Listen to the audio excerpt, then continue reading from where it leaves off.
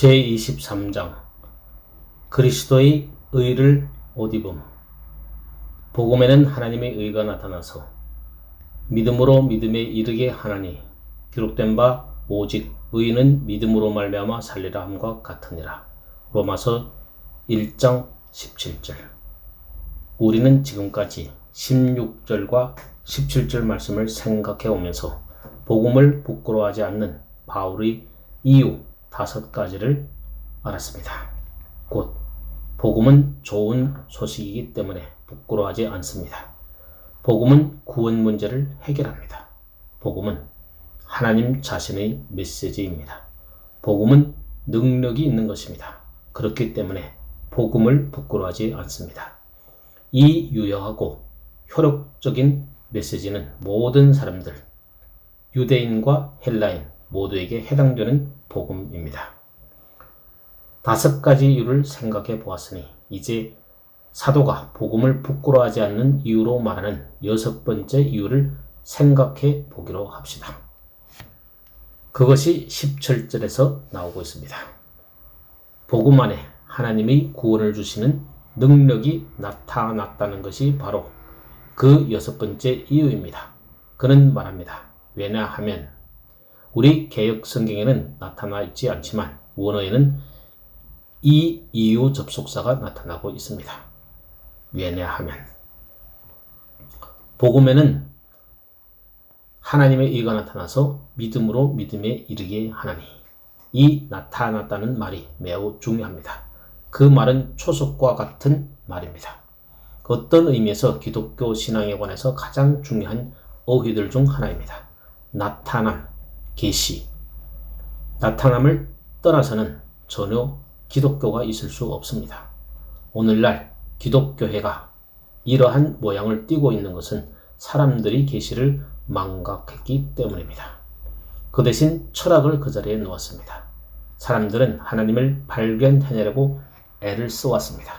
사람들은 구주 대신 나사렛 예수를 재구성하려고 애를 써왔습니다. 그들은 자기 나름의 복음을 만들려고 하였습니다. 우리는 진리를 요청하는 소리에 대해서는 대단히 많이 들었습니다. 실체를 탐구하는 소리도 많이 들었습니다. 그것이 복음의 정반대입니다. 복음은 우리로 하여금 위대한 탐구나 어떤 위대한 탐사에 가담하라고 초청하는 것이 아닙니다. 복음은 공표요, 하나님의 계시입니다. 그것은 어떤 것이 펼쳐지고 드러나는 것입니다. 그것은 명백하게 보여지는 것을 의미합니다. 또는 명명백백하게 드러나는 것을 의미합니다. 그것이 바로 계시의 의미입니다. 적어도 지난 100여 년 동안 그처럼 널리 인기를 얻었던 것과 정반대가 됩니다. 그리고 사도는 복음에 하나님의 의가 나타나서 믿음으로 믿음에 이르게 하기 때문에 이 복음을 부끄러워하지 않는다고 말합니다. 이제 우리는 이 점에 대해서 분명해야 합니다. 왜냐하면 예수 그리스도의 복음이 의에 대한 하나님의 방식의 나타남이라고 말할 때 이것이 과거에는 전혀 알려지지 않았던 것으로 그렇게 해석해서는 안 되기 때문입니다. 어떤 사람들은 주 예수 그리스도가 탄생한 이후 신약시대가 열리기까지는 복음에 대해서는 하나도 알려지지 않았다고 주장하려는 경향이 있습니다. 구약 성경에는 복음이 전혀 나타나지 않았다는 것입니다. 그러나 물론 그런 주장은 잘못된 것입니다. 그것이 잘못된 것임을 우리는 증거할 수 있습니다. 실로 어떤 의미에서 로마서 1장을 숙고할 때도 그 주장이 잘못되었음을 입증할 수 있습니다. 거기서 바울은 복음을 이렇게 말합니다. 예수 그리스도의 종 바울은 사도로 부르심을 받아 하나님이 복음을 위하여 택정함을 입었으니 그런 다음에 괄호 안에 이 복음은 하나님이 선지자들로 말미암아 그의 아들에 관하여 성경에 미리 약속하신 것이라. 복음이 여기서 처음 나타났다고 말할 수는 없습니다. 그렇지 않습니다. 그러나 이 진술을 실증하기 위해서 또 다른 증거를 보아도 됩니다. 바울은 바로 이 로마서 1장 17절 끝에서 계속 이렇게 말하고 있기 때문입니다. 복음에는 하나님의 의가 나타나서 믿음으로 믿음에 이르게 하나니 기록된 바. 그런 다음에 하박국 2장에 나오는 말씀을 인용합니다. 기록된 바 오직 의인은 믿음으로 말미암아 살리라 함과 같으니라. 그러므로서 전에는 전혀 알려지지 않았던 절대적으로 새로운 것이 아니라는 것을 보여주고 있습니다. 3장 21절에서 그 점을 다시 한번 분명히 지적합니다. 이제 율법 외에 하나님의 한 의가 나타났으니 율법과 선지자들에게 증거를 받은 것이라. 그것은 율법과 선지자들이 증거를 받았습니다. 그러나 어떤 의미에서 그것이 이제는 분명히 드러나고 있습니다. 다시 4장에 이르게 되면 사도가 그 4장 전체를 할애하여 이 복음이 아브라함 시대에도 알려졌다는 것을 말하고 있음을 발견할 것입니다. 바로 그것이 아브라함을 의롭다 하신 하나님의 방식이었다는 것입니다. 그러므로 우리는 최소한 아브라함 때까지 거슬러 올라가도 복음을 발견하게 됩니다. 우리 주시오 구주 되신 예수 그리스도께서 진술하시는 것을 또한 우리는 기억하고 있습니다. 너희 조상 아브라함은 나이 때에 볼 것을 즐거워하다가 보고 기뻐하셨느니라. 아브라함은 그것을 분명히는 보지 못했습니다. 그러나 그것을 보고 즐거워하였습니다. 그러므로 그것은 절대로 새로운 것이라거나 전적으로 전에는 알려지지 않았던 것이라고 말해서는 안 됩니다. 사도가 그 점에 대해서 너무 관심을 가진 나머지 그것을 로마서 16장 25절과 26절에서 다시 말합니다. 나의 복음과 예수 그리스도를 전파함은 영세전부터 감춰왔다가 이제는 나타내신 바 되었으니 영원하신 하나님의 명을 쫓아 선지자들이 글로 말미암아 모든 민족으로 믿어 순종케 하시려고 알게 하신 바 그 비밀의 계시를 쫓아낸 것이니 거기에 그것이 다시 한번 강조되고 있습니다. 선지자. 에베소서 3장 3절에서 6절과 같은 곳에서도 또 다른 방식으로 예정하고 있습니다. 그러면 그것은 무엇을 뜻합니까? 여러분은 그것을 이렇게 나타낼 수 있습니다. 그 복음이 그런 식으로 알려졌으나 분명하게 알려진 것은 아니다. 이제야 명백히 드러났다. 여러분이 그 표현을 좋아할지는 몰라도 이전에 힘을 끌에 나타났었다는 것입니다. 여러분도 기억하다시피 사도 베드로는 베드로전서 1장 10절부터 12절까지 선지자들이 이것들을 살펴보았다라고 말합니다. 그들이 그리스도의 영이 그 받으실 고난과 후에 얻으실 영광을 미리 증거하실 때 그들도 온전히는 이해하지 못했던 것입니다. 그러나 그것이 그들에게 나타났던 것입니다. 이 섬긴 바가 자기를 위한 것이 아니오 너희를 위한 것임이 계시되고 알게 되었으니 그들은 그것을 희미하고 힘을 끄레하게 보았습니다. 그렇습니다. 그들이 그것을 보았지만 똑똑히는 보지 못했습니다. 바울은 그러나 이제 그것이 나타났다라고 말합니다. 그것이 명백히 드러났습니다. 그것은 이미 공개된 비밀이 되었습니다. 더 이상 그것은 신비에 쌓이지 않습니다. 그 신비가 드러났습니다. 그것은 명백하게 알려졌습니다. 물론 사도는 그것을 즐거워하고 있습니다. 모든 그리스도인들도 사도와 함께 그것을 즐거워해야 합니다.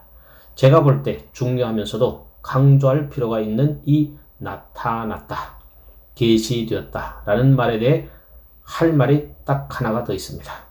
그 말은 우리를 살펴보게 하기 위하여 어떤 것이 우리 앞에 놓여져 있다는 뜻만을 의미하지 않습니다. 물론 그러한 의미도 되겠지만 그보다 더 많은 것을 뜻합니다. 사도는 여기 두 구절 속에서 하나님께서 인간이 구원의 길을 생각하기도 전에 하나님의 구원 방식을 내놓았다라고 말하는 것만이 아닙니다. 우리가 이미 능력이라는 말의 의미를 숙고할 때 알았지만 그것이 지금 작용 중에 있다고 말하는 것입니다. 그것이 실천으로 옮겨졌습니다. 그것이 이미 효력을 발생하게 되었습니다. 이미 집행되고 있습니다. 그런 의미에서 그것이 분명하고 명백하게 나타났습니다. 또한 사도는 이것을 생각할 때 크게 즐거워합니다. 그리고 오늘날 우리 그리스도인들은 엄청난 특권적인 지위를 가지고 있습니다. 우리는 옛 시대를 뒤로 거슬러 돌아가 보게 됩니다. 사람들이 일어나게 될 영광스러운 일을 내다보고 있는 것을 구약을 통해서 발견합니다. 그러나 우리는 그것을 뒤로 보면서 그 일이 일어났다고 말할 수 있게 되었습니다. 이제 그것은 이미 일어났습니다. 바로 그 사건이, 그들이 고대하던 바로 그 사건이 일어나 우리는 뒤돌아보게 됩니다. 그러나 그것은 같은 진리요, 같은 능력 있는 계시입니다. 그와 같이 바울의 6번째 이유가 그럽니다. 우리는 이제 7번째 이유로 나갑시다.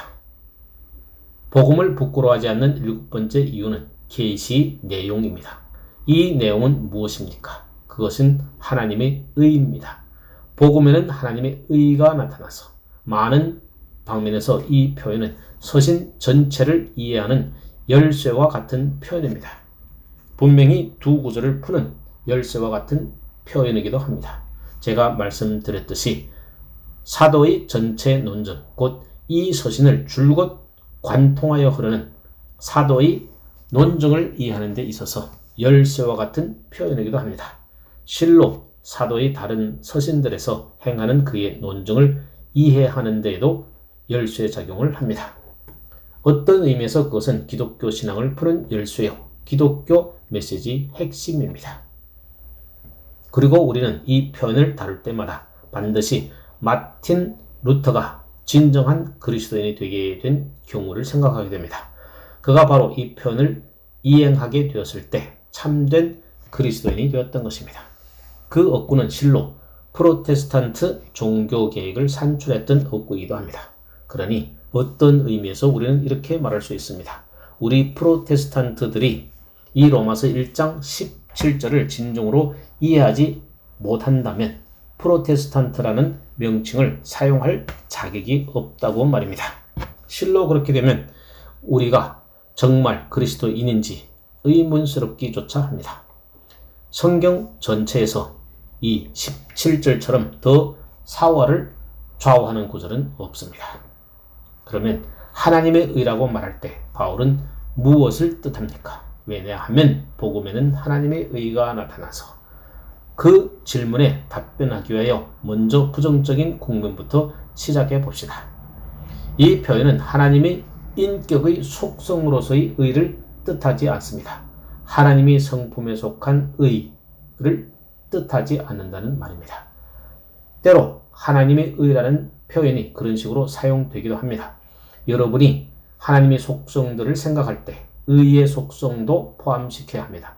하나님께서 행하시는 일은 다 의롭습니다. 그러므로 하나님으로서 가진 성품의 속성들 중 하나가 그의 영구하고 영원한 의입니다. 의. 그러나 제가 제안하는 바는, 매우 강하게 역설하는 바는 이 시점에서 그 표현은 그것이 아니라는 것입니다. 왜냐하면 만일 예수 그리스도의 복음이 단순히 하나님이 거룩이나 공의나 의의 계시에 불과하고 그 이상은 아니라면 복음은 좋은 소식이나 복음이기는커녕 우리가 만날 수 있는 가장 무섭고 가장 깜짝 놀라게 하는 것이 될 수 있기 때문입니다. 이 시점에서 루터의 체험은 우리에게 참으로 가치가 있습니다. 왜냐하면 루터가 로마 카톨릭 교도로 있을 때 로마서에 대한 1년의 강론을 하기로 결정했었기 때문입니다. 그는 이 구절을 만나게 되었습니다. 하나님의 의라는 표현의 뜻을 오해하였기 때문에 영혼의 고뇌를 겪어야 했습니다. 그의 말을 들어보십시오. 나는 열심히 근심하면서 로마서 1장 17절에 나오는 바울의 말을 이해하려고 무진 애를 썼다. 거기서 그는 복음에 하나님의 의가 나타났다고 말한다. 나는 그 하나님의 의라는 표현 때문에 오랫동안 탐구하고 너무나 근심한 나머지 녹초가 되어 칼피를 잡을 수가 없었다. 여러분도 알다시피 그는 그 표현이 하나님의 존재나 하나님의 성품을 묘사하는 것으로 생각했었습니다. 빛 되시고 어둠이 조금도 없으신 하나님, 너무나 의로우사 죄를 참아 바라보실 수 없으신 하나님 앞에 섰을 때 하나님의 의라는 표현을 자기가 이해하는 대로 그렇게 했을 때 그는 정말 불가능한 느낌을 가졌습니다. 그는 하나님의 의라는 이 표현이 자기에 대해서는 구원의 길을 무산시켜 버렸었노라고 말합니다. 그는 더 나아가서 이렇게 말합니다. 내가 그 선언을 읽을 때마다 나는 언제고 하나님께서 복음을 알리지 않았으면 더 좋을 뻔했다고 생각했다. 여러분도 알다시피 그 표현이 구약에 나오는 하나님의 의의 계시를 뜻하는 것이라고 생각했었습니다. 십계명과 도덕법에서 그 하나님의 의를 발견할 수 있듯이 말입니다. 그렇습니다. 그는 구약 성경에 나오는 그 의는 하나님의 의에 대한 불완전한 계시로 생각하고 있었던 것입니다. 그러나 그리스도 안에서만이 온전한 계시를 얻게 되고 그 계시는 무한히 더 위대하다는 식으로 생각했다는 말입니다. 구약은 눈은 눈으로 이는 이로 갚으라고 말합니다. 신약은 너희 원수를 사랑하라고 말합니다. 산상설교의 사랑에 대한 엄청난 강론 중에서 그것을 발견합니다. 루터는 말했습니다. 나는 그것을 알고 하나님께서 복음을 알려주지 않았다면 더 좋았을 뻔하였다고 생각했다. 왜냐하면 하나님의 의가 더 온전히 드러나므로 나에게 있어서는 더 철저하게 절망적이고 소망이 없게 만든 것 같았기 때문이다. 나는 스스로에 대해서 어떻게 할 줄을 몰랐다. 하나님의 의라는 표현이 구원의 길을 차단하고 말았다. 그것은 사도가 이 표현을 통해서 뜻하는 바를 명백히 이해하는 것이 얼마나 중요함을 보여주는 신뢰입니다. 그러면 그 표현은 무엇을 의미합니까? 그것은 하나님께로부터 온 의, 하나님을 만족시키는 의를 뜻합니다. 우리는 그것을 이렇게 접근해 봅시다. 무엇이 의입니까? 의. 제가 하나님의 성품에 속한 한 속성으로서의 의에 대해서 말해온 것에 비추어 보면 그 의는 필연적으로 하나님을 순종하고 하나님의 율법을 지키고 하나님의 요구에 부응하는 것이라는 뜻입니다. 의는 하나님께 연락될 만한 것입니다. 하나님 보시기에 좋은 것입니다. 그러므로 사람 안에 있는 의는 사람이 하나님의 요구와 하나님의 요청을 만족시킬 수 있다는 것을 뜻해야 합니다. 그것은 사람이 하나님 앞에서 연락될 만하도록 자신을 다룬다는 뜻입니다. 사람이 하나님의 인정을 받을 정도로 행한다는 의미입니다. 또한 사람이 지금 하나님 자신을 닮아 있어 하나님께 연락될 만하다는 뜻입니다. 그것이 바로 의입니다. 의라는 말의 뜻입니다. 복음을 즐거워하는 것은 사람을 위해서 하나님의 의가 나타났기 때문입니다. 바로 사도는 여기서 그것을 말하고 있습니다. 정말 여기에 엄청난 진술이 있습니다. 우리가 제일 먼저 주목해야 하는 사항은 주 예수 그리스도의 복음은 율법만큼 이에 관련되어 있다는 점입니다. 우리는 그 점에 대해서 절대로 명백해지도록 합시다. 예수 그리스도의 복음은 구약의 경륜 속에서 율법이 언제나 그랬던 것처럼 하나님이 보시기에 사람의 의로움을 계속 주장하는 것입니다. 복음은 율법 외에 어떠한 일을 합니다. 사도는 여기서 그것을 말합니다. 그러나 3장 9절에서 그것을 다시 어떻게 말하는지 들어보십시오. 그는 이 의를 설파하고 난 뒤에 그런즉 우리가 믿음으로 말미암아 율법을 폐하느뇨 라고 말합니다. 그는 이렇게 말하는 셈입니다. 어떤 사람이 내게 이렇게 말할 수 있다. 여기 좀 보시오.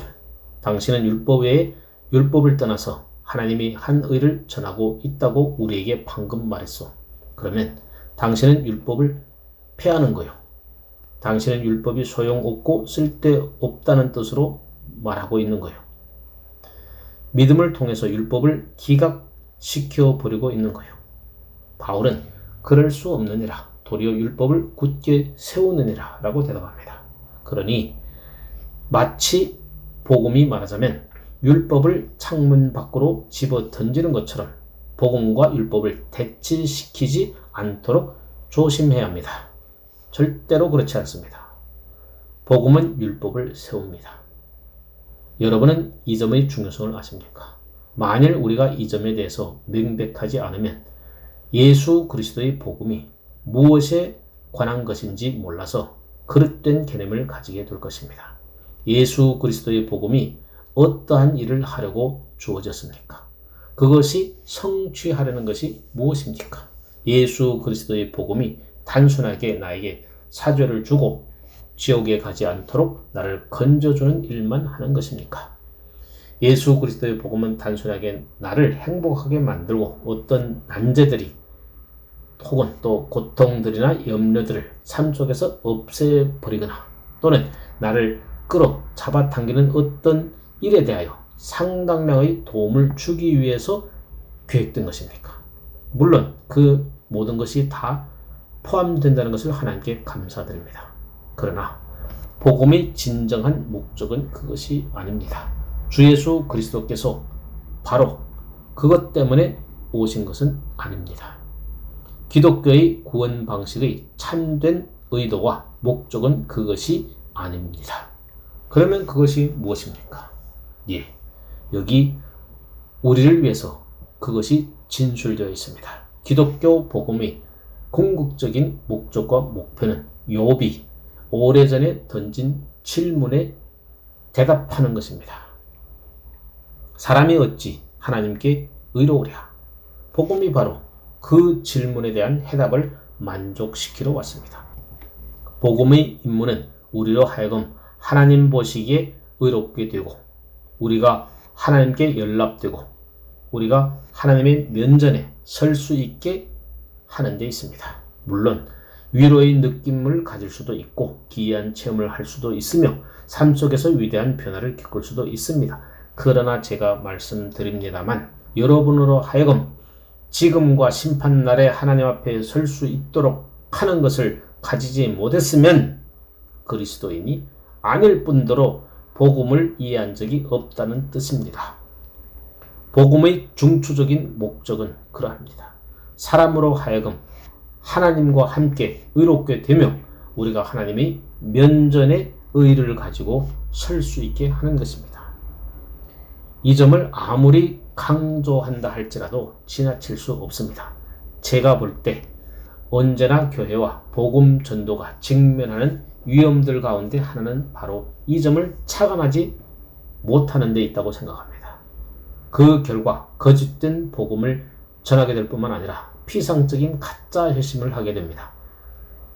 믿음 대신 신앙주의를 낳게 됩니다. 신앙주의. 의에 관해서 진정으로 관심이 없으면서도 자신을 그리스도인으로 인정하는 류의 사람을 만들어냅니다. 그러한 사람들은 더 이상 심판을 두려워하지 않는다고 말합니다. 그들은 용서받았다고 말합니다. 난 용서받았어. 정말 난 용서받았다 라고 말합니다. 그러나 문제는 우리가 하나님을 아느냐, 우리의 구원이 하나님의 면전에 우리를 인도하느냐 하는 것입니다. 그것이 기독교 구원의 목적입니다. 기독교 구원은 율법만큼 의와 깊이 관련되어 있습니다. 기독교 구원은 율법을 피하지 않습니다. 오히려 율법을 세웁니다. 그러나 어떻게 그럽니까? 그것은 한 큰 질문입니다. 물론 사도가 자랑하는 것이 바로 그 점입니다. 사람이 어떻게 하나님께 의로울 수 있습니까? 사람이 하나님께 의로울 수 있기 전에 그는 먼저 율법을 지켜야 합니다. 모든 방면에서 그 율법을 높여야 합니다. 그는 자유로워 율법의 정죄에서 벗어나야 합니다. 또 율법이 위협하는 모든 형벌로부터 벗어나야만 하나님 앞에 의로울 수 있습니다. 어떻게 그런 일이 있을 수 있습니까? 그것이 바로 복음의 전체 영광입니다. 이 때문에 바울은 어느 곳에서나 어느 시간에나 어떤 류의 사람을 만나든지 복음을 전할 채비가 되어 있다는 것입니다. 바울은 복음 안에서 그 문제를 푸는 하나님의 방식이 나타났다고 말합니다. 그 문제를 푸는 하나님의 방식은 하나님께서 친히 우리에게 하나님이 요구하시는 바로 그 의를 제공하셨다는 것입니다. 바로 그것이 복음입니다. 복음은 하나님께로부터 온 한 의를 말합니다. 하나님에 의해서 마련되고 주 예수 그리스도 우리 주로 말미암아 그 안에서 제공된 의에 대해서 말합니다. 그것은 이런 식으로 일어납니다. 주 예수 그리스도께서 우리 대신 완전하게 모든 의미에서 하나님의 율법을 만족시키셨습니다. 그는 여자에게서 나셨습니다. 그리고 율법 아래 나셨습니다. 율법 아래 들어오신 후 율법에 대해 완전한 순종을 드렸습니다. 그는 율법의 1.1획이라도 다 지키셨습니다. 어떤 방면에서도 실패한 적이 없습니다. 그는 완전하고 철저하고 절대적으로 하나님의 율법을 이행하셨습니다. 그뿐만이 아닙니다. 그는 모든 죄와 모든 죄악들에 대해서 선고하는 율법의 모든 형벌을 다 처리하셨습니다. 그는 여러분과 저희 죄책을 스스로 짊어지시고 형벌을 당하셨습니다. 율법의 형벌이 그에게 부어졌습니다. 그래서 그는 율법을 철저하게 긍정적으로든지 부정적으로든지 수동적으로든지 능동적으로든지 높였습니다. 이제 율법이 요구할 수 있는 것은 아무것도 없습니다. 그가 그 모든 요구를 다 만족시키셨기 때문입니다. 복음은 하나님께서 바로 그러한 일을 하라고 그리스도를 보내셨다고 공표합니다. 하나님의 구원 방식은 그리스도를 믿는 우리에게 주 예수 그리스도 자신의 의를 지금 주신다는 데 있습니다. 그는 그것을 우리에게 증거하십니다. 그 의는 우리 것으로 계산한다는 말입니다. 그는 예수 그리스도의 의를 우리 계산서에 써 넣었습니다. 무엇보다 먼저 하나님께서는 우리의 빚을 청산하셨습니다. 왜냐하면 그리스도께서 그 모든 것을 지불하셨기 때문입니다. 그러므로 그 채무가 적혀있는 책이 도말되었고 하나님 편에서 깨끗이 지워졌습니다. 그런 다음에 적극적으로 그리스도의 모든 완전함과 의를 내 계산서에 써넣었습니다. 그리고 예수 그리스도의 의의 두루마기로 옷 입고 나는 하나님 앞에 섭니다. 그것이 바로 사도가 복음에는 하나님의 의가 나타났으니 라고 말하는 뜻입니다. 하나님께서 예비하신 의, 그리스도 안에서 그리스도로 말미암아 우리에게 주시는 이 의가 나타났다는 것입니다. 그것이 복음의 전체 메시지입니다. 사도가 그 점을 어떻게 반복하고 있는지를 다시 주목합시다. 그는 1장 17절에서 그것을 말했는데 3장 21절에서 다시 말하고 있습니다.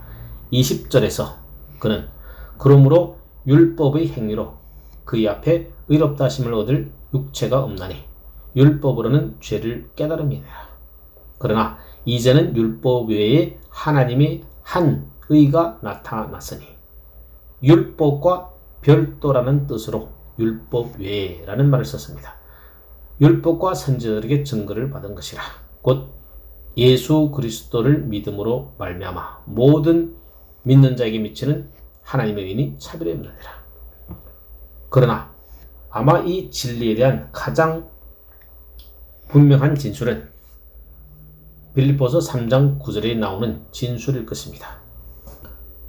사도는 이 점에 대해서 명백히 말하고 있습니다. 그 안에서 발견되려 함이니 내가 가진 의는 율법에서 난 것이 아니요 오직 그리스도를 믿음으로 말미암은 것이니 곧 믿음으로 하나님께로서 난 의라.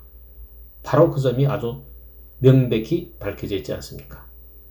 그를 믿음으로 내가 가진 의는 율법에서 난 것이 아니요 오직 그리스도를 믿음으로 말미암은 것이니 곧 믿음으로 하나님께로서 난 의라. 하나의 속성으로서의 하나님의 의가 아니라 믿음으로 우리에게 주어지는 이른바 하나님께 속하고 하나님께로부터 온 의입니다. 믿음으로 우리가 가지게 되는 그리스도의 의입니다. 그러니 우리가 이 교리를 포착할 때에만 복음이 얼마나 놀라운 좋은 소식인지를 진정으로 알게 됩니다.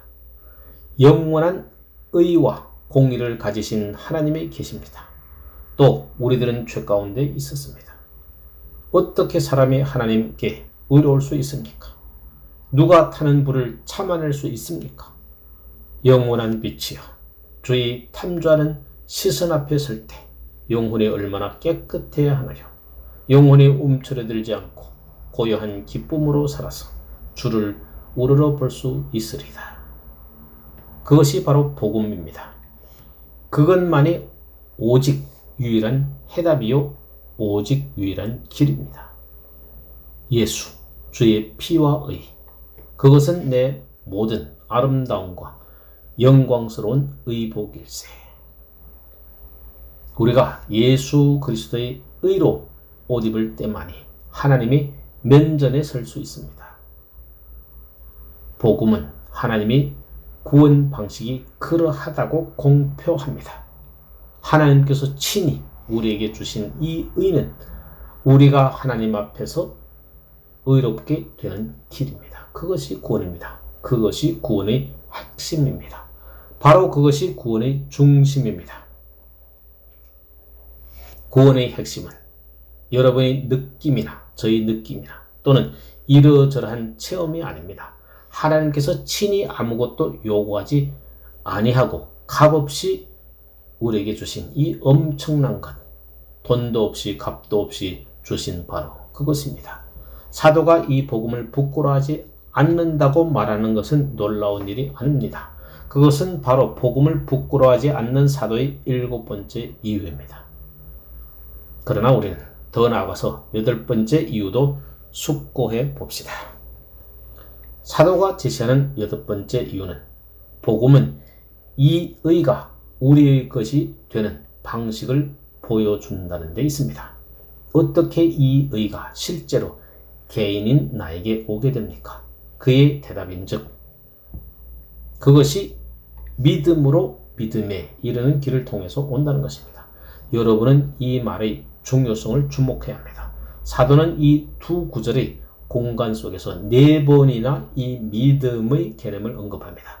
내가 복음을 부끄러워하지 아니하노니 이 복음은 모든 믿는 자에게 구원을 주시는 하나님의 능력임이라. 첫 번째죠.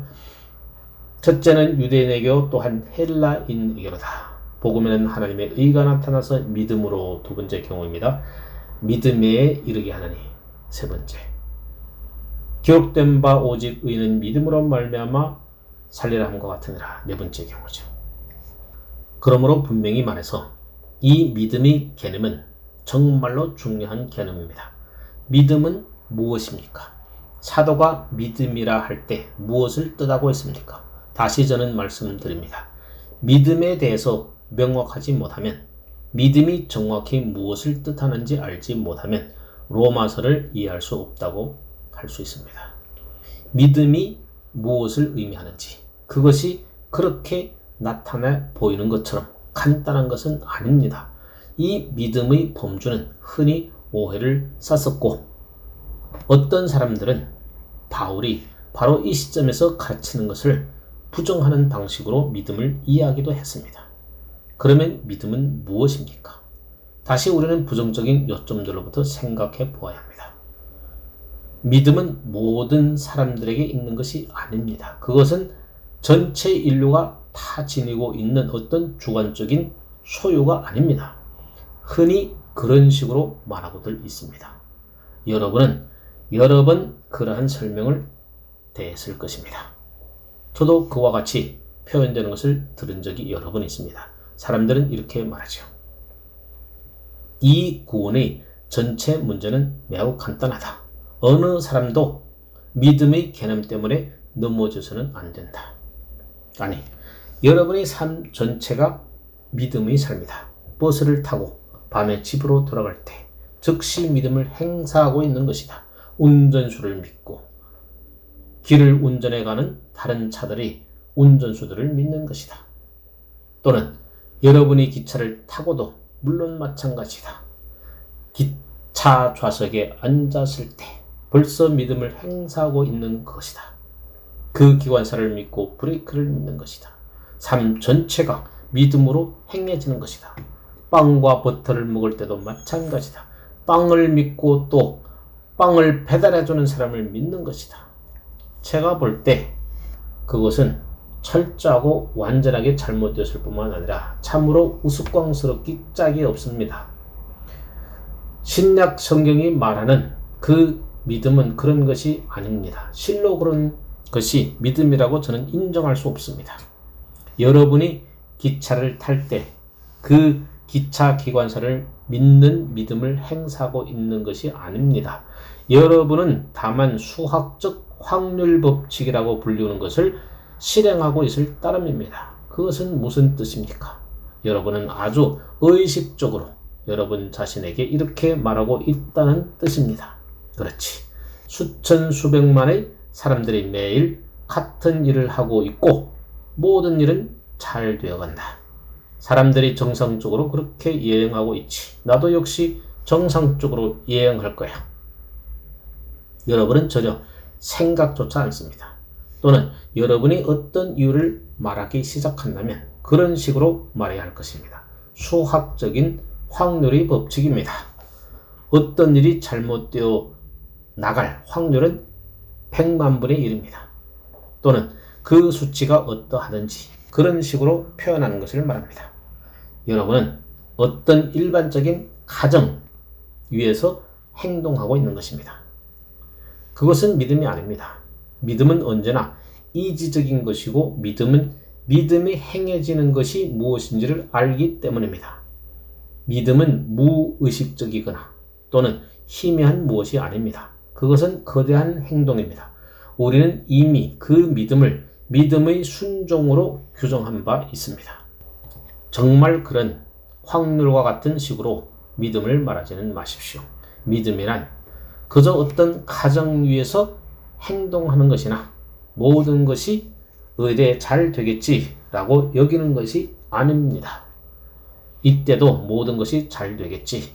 음식을 잘못 먹거나 여행을 잘못하게 되는 그런 재수 없는 100만 번째 되는 사람은 내가 아니겠지. 그런 식으로 생각하는 것. 그것은 믿음이 아닙니다. 그것은 묘사할 가치조차도 없습니다. 그것은 말로 들먹거릴 가치도 없습니다. 성경이 믿음에 대하여 말할 때 그것은 어떤 특별하고 새로운 것을 말하고 있는 것입니다. 너희가 그 은혜를 인하여 믿음으로 말미암아 구원을 얻었나니 이것이 너희에게서 난 것이 아니요 하나님의 선물이라. 성경은 믿음이 모든 사람들의 것이라고 말하지 않습니다. 그리스도 안에서만 발견되는 것입니다. 그 특별한 것을 통해서 하나님께서는 이 자기 의를 신자에게 전달하십니다. 다른 어느 누구에도 전달하지 않습니다.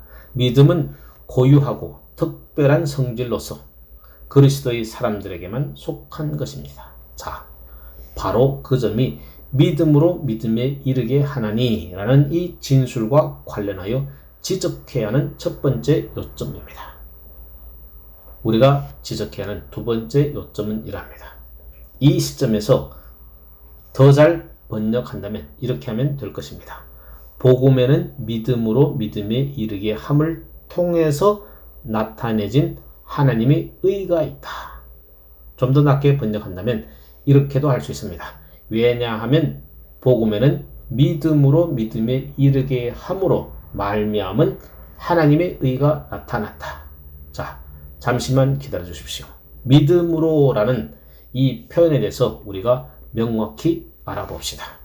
그것이 무슨 뜻입니까? 그 말은 믿음이 구원의 조건이라는 뜻이 아닙니다. 우리는 믿음이 우리 구원을 결정한다는 뜻도 아닙니다.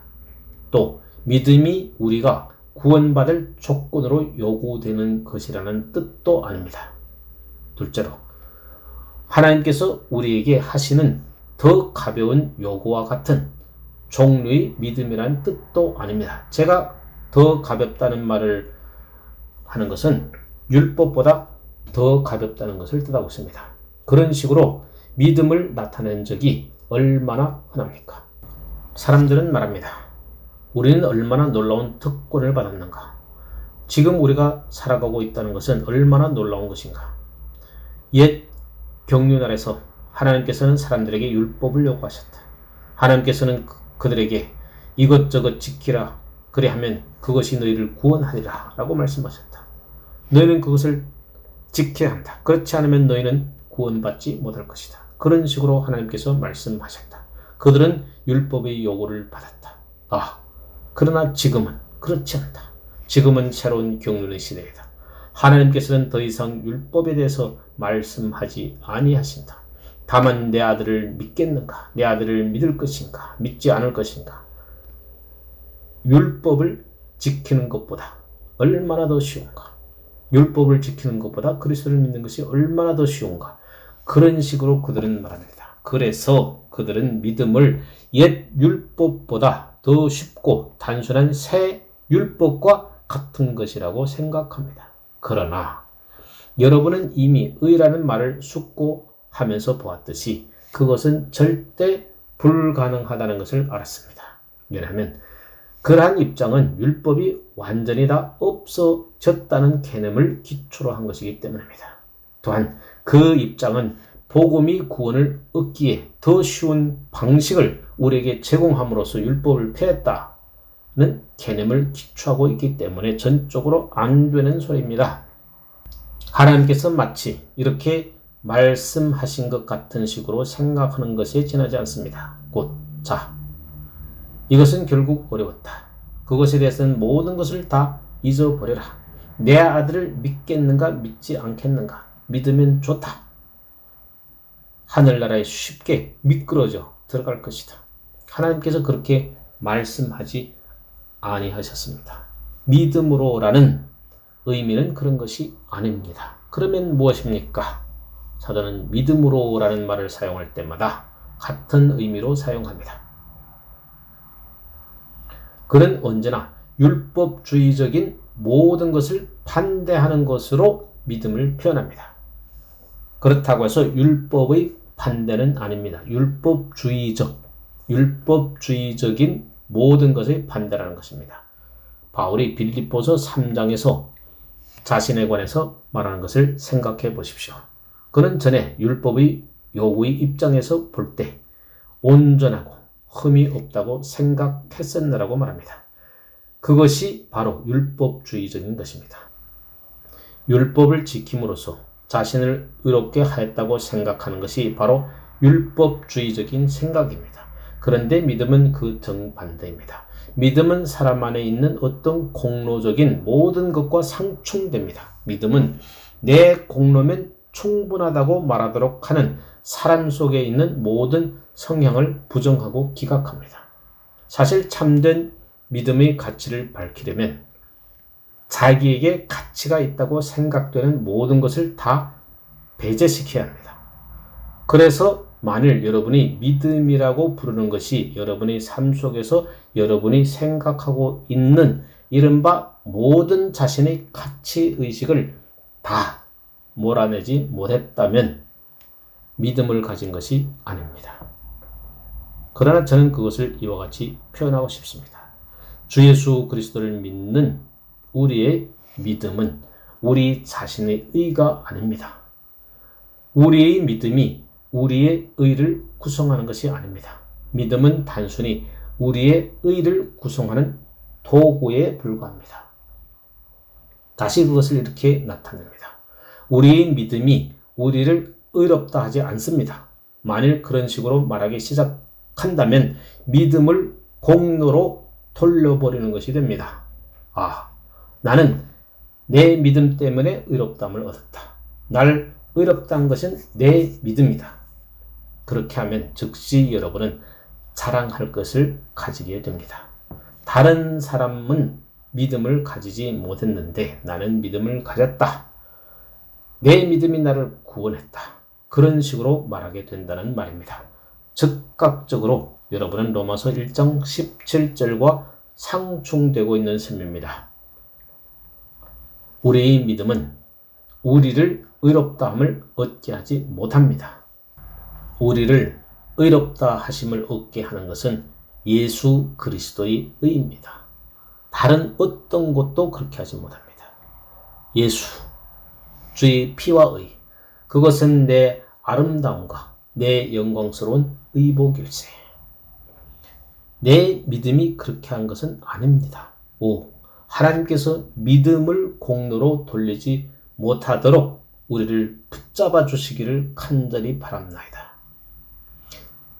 우리의 믿음으로 우리 자신을 의롭다함을 얻게 하려고 노력하지 말게 하소서. 우리는 절대 그렇게 해서는 안 됩니다. 내가 의롭다함을 받은 것은 그리스도 때문입니다. 나를 바르게 해주는 것은 그의 의입니다. 그런데 그 의가 믿음으로 말미암아 나에게 미칩니다. 믿음은 도구요 통로입니다. 이 그리스도의 의가 나에게 주어지는 통로라는 말입니다. 통로. 그 통로를 통해서 나는 그 의를 받아들입니다. 여러분은 바울이 믿음에서 믿음으로 라고 말하는 것을 주목해야 합니다. 저는 이미 그것을 다음과 같이 번역한 바 있습니다. 믿음에서 믿음으로. 그래서 복음이 나타내는 것은 믿음에서 믿음으로 말미암은 하나님의 의입니다. 다른 말로 해서 사도가 강조하고 있는 것은 구원이 믿음으로 말미암아 하나님의 의의 방식을 따른 것이라는 것입니다. 율법을 지킴으로써 얻어지는 의나 어떤 인간적인 노력이나 활동에 의해서 얻어지는 의가 아니라는 것입니다. 물론 그것을 믿음으로 부를 수 있다 하더라도 말입니다. 그것은 믿음으로 말미암은 하나님의 의입니다. 그것은 와서 신자들 안에 있는 믿음에서 나타납니다. 이 믿음에서 믿음으로 라는 말에 대하여 설명이 구구합니다.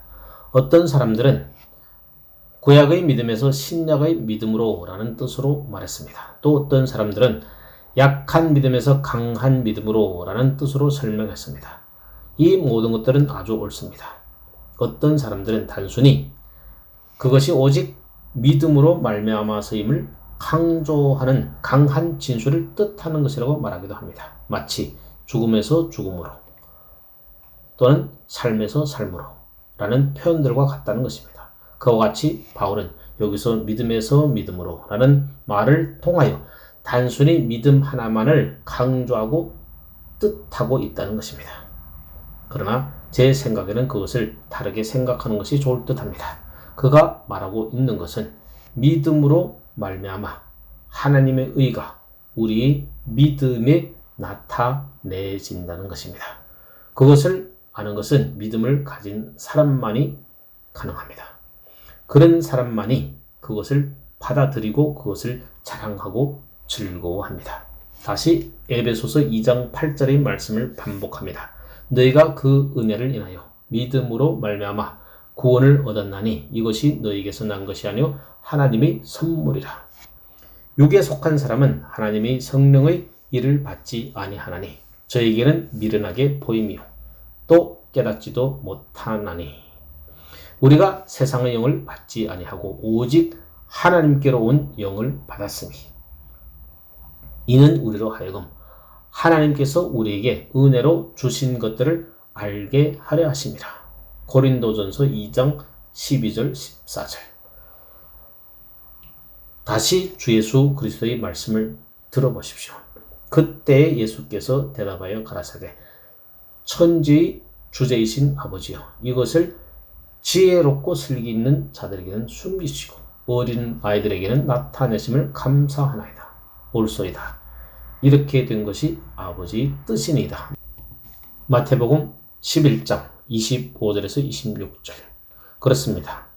믿음의 선물을 가진 사람만이 믿음으로 말미암은 예수 그리스도의 의를 보고 그것을 받아들이고 즐거워합니다.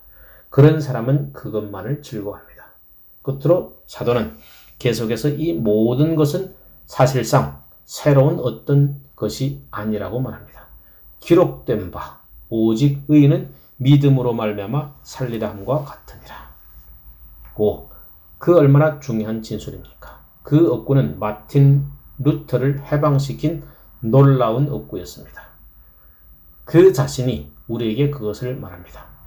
하나님의 의라는 표현은 그를 넘어지게 하는 것이었습니다.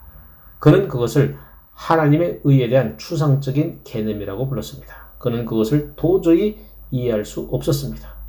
그러나 갑자기 이 의인은 믿음으로 말미암아 살리라는 구절에 이르게 되었을 때 그는 이렇게 말했습니다. 그러한 것이 결국에 있었구나. 의로운 사람, 의인, 추상적인 의가 있지만 여기서는 구체적인 의가 나타나 있구나. 그런 다음에 그는 이렇게 말합니다. 이것이 무엇이냐? 갑자기 그는 그것을 알았습니다.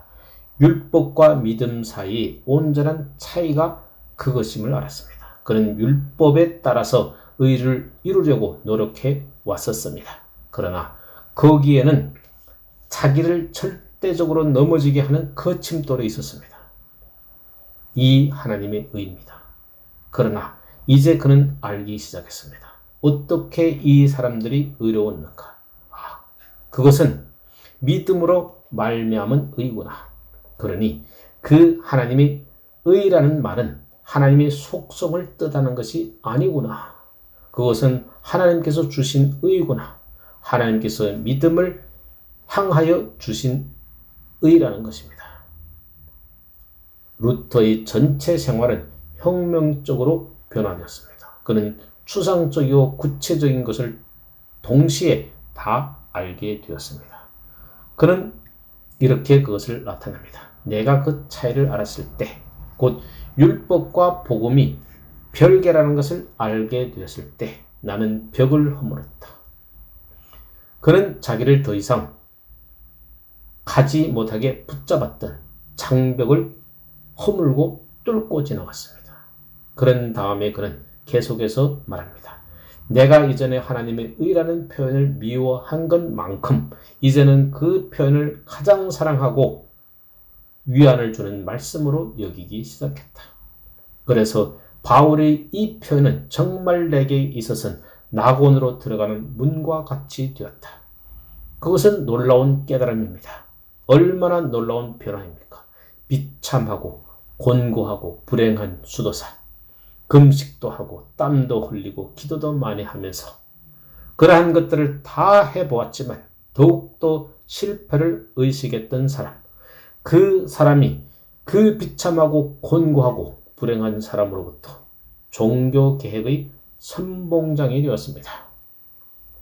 그리고 영광스러운 복음 설교자가 되었으며 하나님의 자녀의 영광스러운 자유를 기뻐하는 사람이 되었습니다. 로마서 1장 17절의 이해를 통해서 그러한 일이 그에게 일어났습니다. 추상적인 의가 구체적인 의로 바뀌었습니다. 하박국이 그것을 온전히 다 알지는 못했지만 그렇게 말하였습니다. 그는 자기 시대의 난제를 알고 있었습니다. 갈대아 사람들에게 포로로 잡힌 이스라엘 자녀들의 문제를 말입니다. 그들에게 어떤 일이 일어날 것인가요? 그들이 멸절될까요? 그것이 끝일까요? 아닙니다. 의는 믿음으로 말미암아 살리라. 그것을 더 낮게 번역한다면 이렇습니다. 믿음으로 말미암은 의 또는 믿음으로 말미암은 정의자가 살리라. 다른 말로 해서 믿음으로 말미암아 의로운 자들이 살겠다는 것입니다. 많은 사람들이 그들을 죽음에 넘길 수도 있습니다. 그러나 그들은 여전히 하나님과 바른 관계에 있습니다. 그는 영원토록 삶을 영유할 것입니다. 그것이 기본적인 원리입니다. 의인은 믿음으로 말미암아 살 것입니다. 그것은 하나님께 속해 있습니다. 그리스도 예수, 우리 주 안에 있는 하나님이 사랑해서 그들을 끝내 분리해낼 것은 하나도 없습니다. 바울이 그것을 로마서 1장 17절에서 뿐만 아니라 갈라디아서 3장 11절에서 인용하는 것은 놀라운 일이 아닙니다. 히브리서 기자도 히브리서 10장 38절에서 그것을 인용하고 있습니다. 이보다 더욱 사화를 좌우하는 진술이 없습니다. 의인은 믿음으로 말미암아 살리라. 우리는 하나님께서 의롭다 하심을 얻었기 때문에 영원히 구원받습니다. 내가 확신하노니 사망이나 생명이나 천사들이나 권세자들이나 현재일이나 장래일이나 능력이나 높음이나 깊음이나 다른 아무 피조물이라도 우리를 우리 주 그리스도 예수 안에 있는 하나님의 사랑에서 끊을 수 없으리라. 내가 하나님께 의롭다 하심을 얻었은즉 나는 영원토록 의롭다 함을 얻은 자입니다. 어떠한 것도 어느 사람도 그것을 결코 바꿀 수 없습니다. 아멘.